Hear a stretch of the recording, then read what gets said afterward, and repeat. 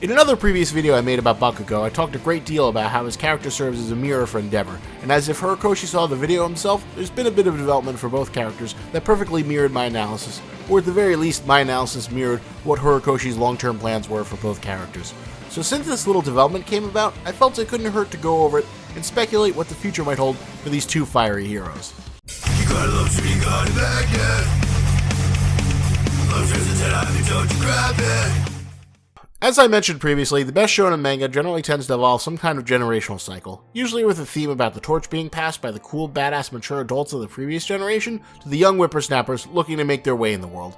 And this is something we're seeing take place in My Hero Academia as well. Just like Midoriya is struggling to inherit the mantle of the greatest hero from All Might, and Tomura Shigaraki is struggling to take on the mantle of the greatest villain, Bakugo is very much fighting to become like Endeavor in the sense that he's focused on being the best and has a natural instinct for combat. But his people skills are...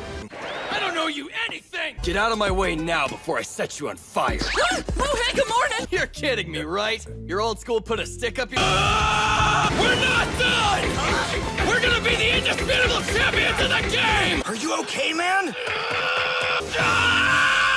And now you die. What the hell are you doing here? Shut up, you idiots! Or else! a bit lacking. Endeavor embodies a great deal of the same philosophies as Bakugo, in that he mostly focuses on his ability to perform his job of burning villains alive, but his competitive nature has him coming across as a bit coarse. So from here on, we're going to talk about manga spoiler content, so if you don't want to be spoiled, well, you've been warned. Both Endeavor and Bakugo reach a bit of a reckoning point in the story. For Endeavor, it's becoming the #1 hero after All Might is forced to retire after his final battle with All for One.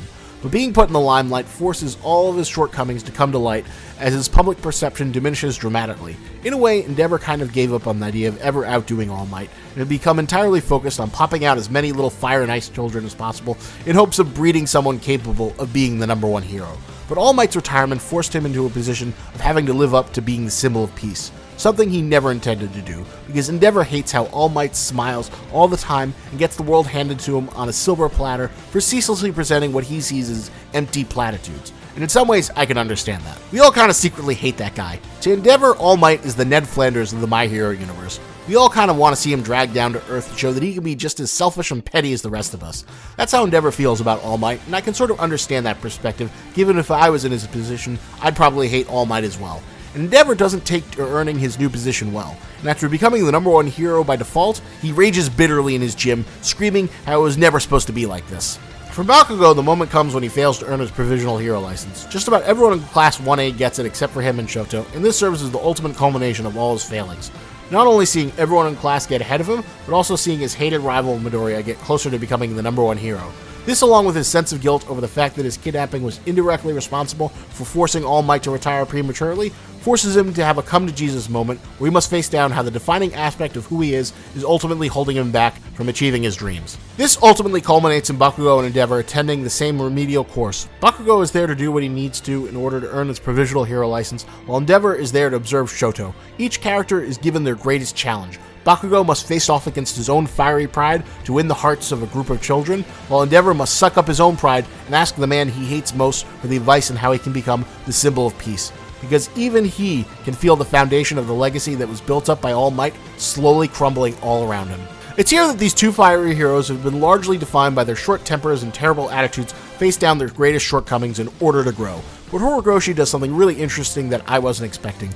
Ultimately, All Might tells Endeavor that he can't really explain what the symbol of peace is, just that it is something he felt he needed to become. That Endeavor should try not to be like him, as it goes against his nature, but he should grow into something else. Something that works for him. For Bakugo, he finds a precocious brat much like himself, and here he advises him that if all he does is look down on people, he'll never be able to recognize his own weakness. For Bakugo, it's a moment where he learns that his sense of superiority was something that was ultimately holding him back from greater heights. What's interesting is that neither Bakugo or Endeavor fundamentally change who they are. They will always be hot-tempered, fiery people, but these lessons and growth serve as ways for them to better direct their strengths.